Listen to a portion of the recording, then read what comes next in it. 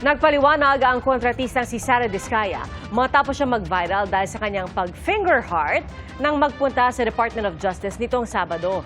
Ang puna ng DOJ, hindi akma ang ganitong asal para sa nag-a-apply na maging state witness.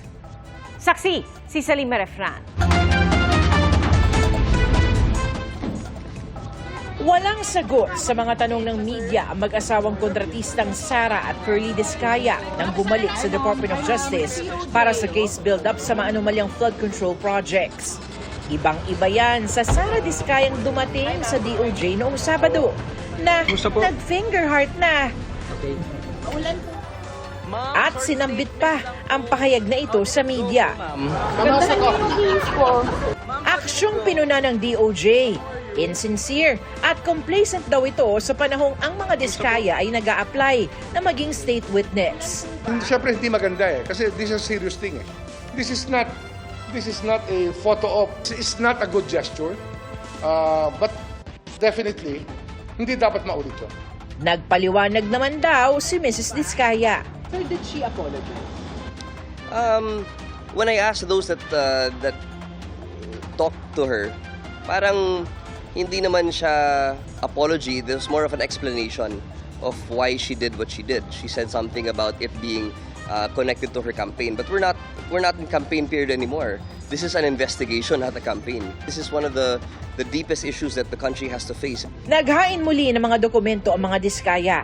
Ipanaliwanag ang lawak ng kanilang mga proyekto at kung paano nakamit at nagawa ang mga ito sa buong bansa. Sabi nga nila, pasaway sila.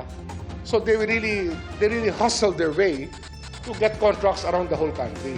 That's why the experience is unique. Walang katulad na contractor in Diskaya. Hindi bababa sa 17 kongresista ang dinawit ng mga Diskaya sa kanilang affidavit para sa flood control projects mula 2022.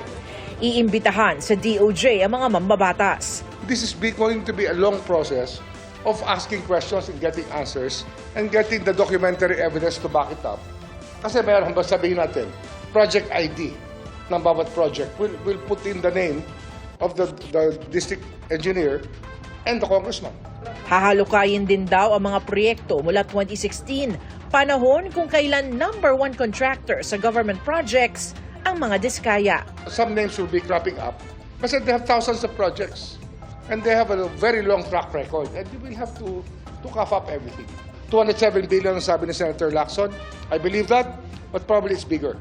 Para sa GMA Integrated News, ako si Salima Refran, ang inyong saksi. Mga kapuso, maging una sa saksi.